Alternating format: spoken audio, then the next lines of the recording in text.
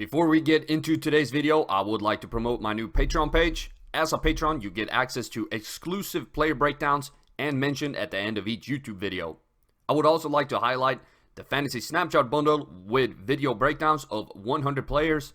Get your access code for $15.99 and receive that edge you've been looking for in fantasy. Head over to cstfantasy.com/fantasy snapshot to learn more. All links can be found below. Thank you so much for supporting the channel. Hello fantasy faithfuls and welcome to Kenny Galladay's Fantasy Snapshot. In 2019, Golladay will be facing a group of teams that last year gave up 358.8 fantasy points to receivers, 19th most in NFL with 12.8 yards per reception and 16 touchdowns on average. Breaking down his receiving, Golladay sees most of his targets to the short right, but sees plenty of targets to the deep outside zones as well, with the left being the dominant deep zone. However, he does struggle with his catch rates.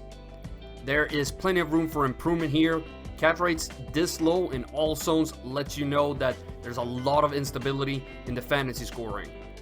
Furthermore, when the yards per receptions are this high with a catch rate this low, again, it confirms the instability in the scoring.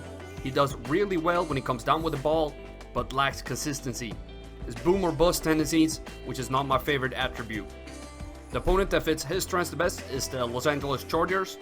They gave up 33 yards per reception and opposing receivers had a catch rate of 54 in the deep left zone, so be sure to start him in DFS for that game.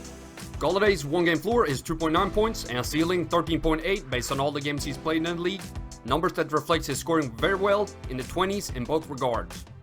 And the likeliness of him scoring above the ceiling and booming is massive at 4.4%, while his bust risk below the floor is low at 1.1. The boom chance shows us there's room for improvement if he can become more stable in his scoring. His touchdown rate last year was 4.2%, the 42nd highest in the league.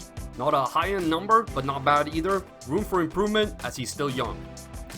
Based on my market share study, I have him predicted for only 115 targets and 77 receptions in 2019. Golladay had some really good weeks as wide receiver 1, 4 of them actually, but struggled to stay relevant in games that he was a little bit down in. A total of 7 usable weeks is still a great number for what you're paying for.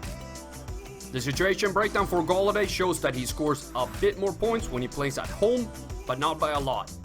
He scores a little bit more than that versus teams with a bad pass defense, and a lot more than that when he's playing a team with a losing record, meaning that he gets shut down too much against good teams on the road and should currently be benched on those games. Golladay saw 15 red zone targets in 2018, and with those targets he scored 4 touchdowns, which is good. With 20.5% of his team's red zone targets, he should see even more red zone targets in 2019 since Golladay will be gone all season, so I see room for this to go up to at least 20 targets.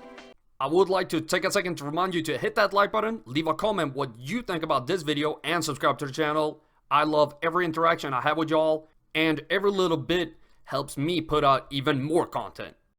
The average risk of Golladay not score above 10 fantasy points in 2018 was 68.9%. Again, shows that he struggled to stay relevant in games he was down in. When he wasn't usable, he never reached 10 points. Based on his current ADP of 44th overall and all the numbers I laid out in this video, I give him a draft grade of B. I am not in love with his receiving trends, but everything else looks good for him. If his catch rate would have been higher, he would have gotten the A. Hello fantasy faithful, I hope you enjoyed that video. Don't forget to check out more of them right here and here. In case you haven't done so already, be sure to subscribe to the channel and turn on notifications so you don't miss a beat.